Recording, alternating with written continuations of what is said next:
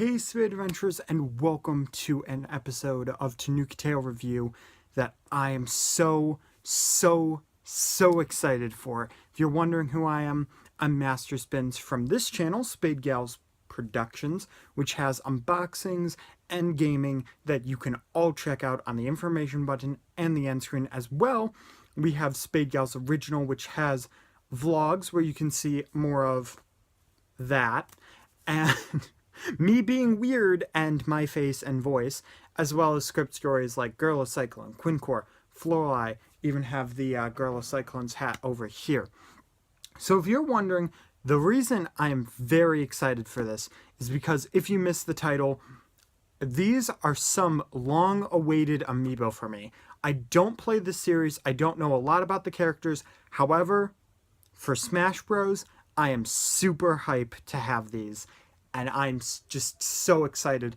I've only reserved one spot for this Amiibo, and there's two of them. But let me show you the long-awaited Amiibo for me. Actually, I got one of them before at GameStop when I got the Inkling Amiibo. But when I did that, yeah, the female counterpart was actually on Amazon exclusively, and we had a hard time getting it. But then Nintendo re-released it, so thank you, Nintendo. You guys are glorious. But anyway, we have male Corrin and female Corrin. Now, the reason I was so excited for this is because if you guys have been watching a lot of my recent Smash Bros. Stuff, or you've heard me talk about recent Smash Bros. Stuff, you guys know that one of my new mains is Corrin, and I usually use one of the female alternates of Corrin. However, I'm very excited to see both of them. They both appeared in Fire Emblem Fates, either Birthright or Conquest that you could choose. Didn't matter which one, you could play as either one of them, but they were characters who were custom avatars, just like Robin was, as well as being the male and female counterpart. So without further ado, even though I have no idea like anything about Fire Emblem or the series, let's get started with male Corrin.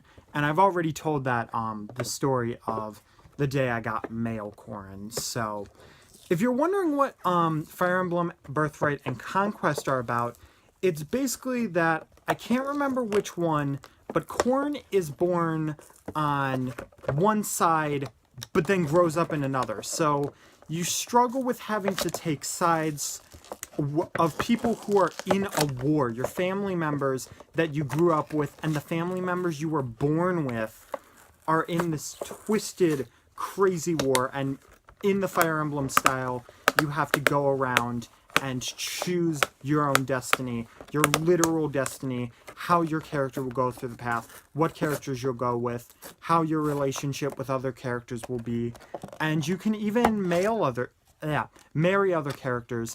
I'm not sure if like males can marry males in the game or females can marry females in the game, but it is still a really cool system from what I've heard, but I've yet to play a Fire Emblem game, so hard to say.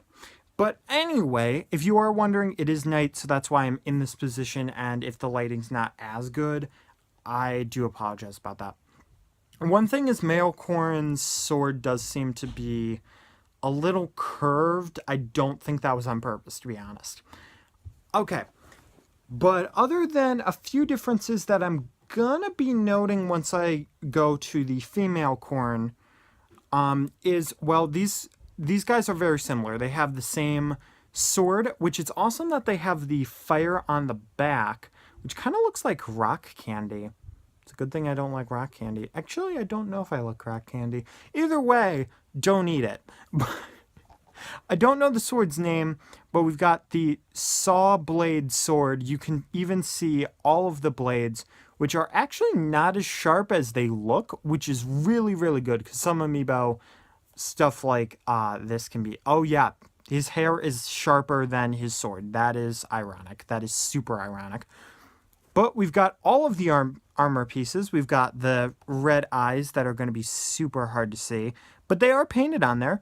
We've got his bare feet, and all of the nice little armor. Even the details under the sword that they didn't have to do is there. And then we have this little piece to hold him up. We haven't actually seen that in a while, but I think we have that because of his legs and feet being a little bit smaller than his torso. So that's probably why you have that little armor piece, as well as the way he's posed and all that. We do also have his cape, which is probably another reason, with a little crest on there. So that's pretty cool. As well, if you know any information about these Amiibo that I don't, let me know in the comment section below and tell me. And also, not a very good job taking that apart. The back is just what you generally would expect. You know, it's nothing new, nothing special. Again, we have Wii U instead of Switch because it is a Smash Bros. Amiibo. Same with the female Corrin. What I find interesting is not just is it a different pose, as you can see a little bit. Let me repose. There we go. But it also has very different things, such as one thing I've already noticed. I don't even have to unpackage it to realize this. And it's kind of weird that she has this and he doesn't. I do think that's a little bizarre. And here we go. I just got it. There we go. Sorry, I had to get my finger in there right as rain. Jeez. These Amiibo just keep getting tougher and tougher with the cardboard, and I'm not sure why. Because I doubt that people would go into a store, just open an Amiibo, and just run away. Okay, yeah. Now that I'm saying it out loud, there are probably people that have done that. I think there are actually people I've seen who have done that. If you do that, don't. It's dumb. That's just dumb. Don't do that. But here we go. We have the female Corrin box, which I did a little bit better with taking open.